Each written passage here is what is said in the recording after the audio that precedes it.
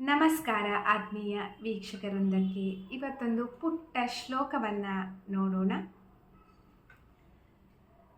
ಶಂಕರಂ ಶಂಕರಾಚಾರ್ಯಂ ಕೇಶವಂ ಬಾದರಾಯಣಂ ಸೂತ್ರಭಾಷ್ಯಕೃತೌ ವಂದೇ ಭಗವಂತೌ ಪುನಃ ಪುನಃ. ಈ ಶ್ಲೋಕವು ಮಹಾನ್ ಜ್ಞಾನಿಯಾದ ಶಂಕರಾಚಾರ್ಯರು ಮತ್ತು ಮಹರ್ಷಿ ವೇದವ್ಯಾಸರಿಗೆ ಸಲ್ಲಿಸುವಂತಹ ಗೌರವ ನಮನವಾಗಿದೆ. ಈ ಶ್ಲೋಕ ಪುಟ್ಟದಾಗಿದ್ದರೂ ಅದರಲ್ಲಿರುವ ಜ್ಞಾನ ಅಪಾರವಾಗಿರುವಂಥದ್ದು. ಇದರ ಭಾವಾರ್ಥವನ್ನು ನೋಡೋಣ. ಶಂಕರಂ ಶಂಕರಾಚಾರ್ಯಂ. ಶಂಕರ ಅಂದರೆ ಆ ಶಿವ, ಆ ದೇವರ ಅವತಾರ ಎಂದೇ ಮಾನ್ಯವಾಗಿರುವಂತಹ ಆದಿಶಂಕರರು ಅಂತ. ಕೇಶವಂ ಬಾದರಾಯಣಂ ಎಂದರೆ ಕೇಶವ ಅಂದರೆ ನಮಗೆ ವಿಷ್ಣು ಅಂತ.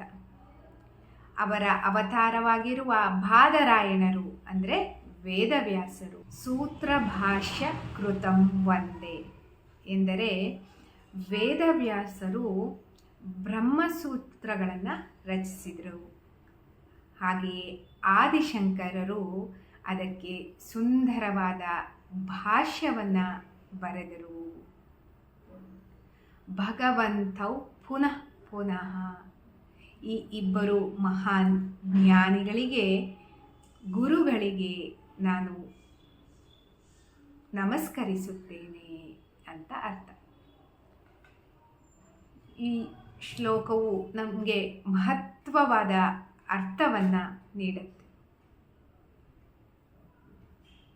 ಅರ್ಥ ಅನ್ನೋದು ತುಂಬಾ ದೊಡ್ಡದು, ಜ್ಞಾನ ಅನ್ನೋದು ತುಂಬಾ ದೊಡ್ಡದು ಅಲ್ವಾ? ಈ ಶ್ಲೋಕವು ನಮಗೆ ಮಹತ್ವವಾದ ಒಂದು ಪಾಠವನ್ನು ಕಲಿಸುತ್ತೆ. ಎಲ್ಲವೂ ನಮಗೆ ಪಾಠವನ್ನು ಕಲಿಸುವಂಥದ್ದೇ. ಜ್ಞಾನವು ಒಬ್ಬರಿಂದ ಮತ್ತೊಬ್ಬರಿಗೆ ಹರಿಯುತ್ತದೆ ಅಂತ.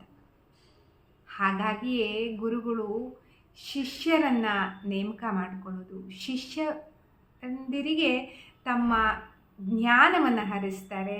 ಅದು ಹಾಗೆಯೇ ಮುಂದುವರ್ಕೊಂಡು ಹೋಗುತ್ತೆ. ಗುರುಗಳು ಲೋಕಕ್ಕೆ ಜ್ಞಾನವನ್ನು ನೀಡುವಂತಹ ಬೆಳಕು. ಗುರುಗಳ ಮೂಲಕ ಆ ಜ್ಞಾನವನ್ನು ಲೋಕಕ್ಕೆ ಹರಿಸುವಂತಹ ಬೆಳಕಾಗಿರ್ತಾರೆ. ಹಾಗಾಗಿಯೇ ದೇವರು ಗುರುವನ್ನು ನೇಮಿಸಿದರು. ಗುರು ಶಿಷ್ಯಂದಿರನ್ನು ನೇಮಿಸಿಕೊಂಡು ಅವರ ಜ್ಞಾನವನ್ನು ಶಿಷ್ಯರಿಗೆ ಹರಿಸುತ್ತಾರೆ. ಶಿಷ್ಯರು ಎಲ್ಲರಿಗೂ ಈ ಪರಂಪರೆಯನ್ನು ಪರಿಚಯಿಸುತ್ತಾರೆ. ಇದೇ ರೀತಿ ಮುಂದುವರ್ಕೊಂಡು ಹೋಗ್ತಾ ಇದೆ ಈಗೂ ಸಹ. ವೇದವ್ಯಾಸರು ತತ್ವಜ್ಞಾನಗಳನ್ನು ತಮ್ಮ ಸೂತ್ರದಲ್ಲಿ ಬರೆದರು. ಅದೇ ರೀತಿ ಆದಿಶಂಕರರು ಎಲ್ಲರಿಗೂ ಅರ್ಥವಾಗುವಂತೆ ಭಾಷ್ಯವನ್ನು ಅವರು ರಚಿಸಿದರು. ಶಂಕರರು ಭಾಷ್ಯವನ್ನು ರಚಿಸಿದ್ರಿಂದಲೇ ಅದು ಎಲ್ಲರಿಗೂ ಅರ್ಥವಾಗುವಂತೆ ಆಯಿತು ಅಂತ ಹೇಳ್ಬೋದು. ಆದ್ದರಿಂದ ವೇದವ್ಯಾಸರು ಮತ್ತು ಆದಿಶಂಕರರನ್ನು ನಾವು ಮಹಾನ್ ಗುರುಗಳು ಅಂತಲೇ ಪರಿಗಣಿಸಬಹುದು.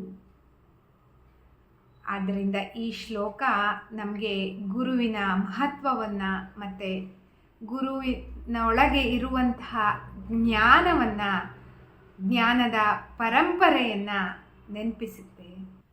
ಗುರುವೂ ಅಷ್ಟೇ ಮುಖ್ಯ, ಗುರುವಿನೊಳಗಿರುವಂತಹ ಜ್ಞಾನವೂ ಸಹ ನಮಗೆ ಅಷ್ಟೇ ಮುಖ್ಯವಾಗಿರುವಂಥದ್ದು.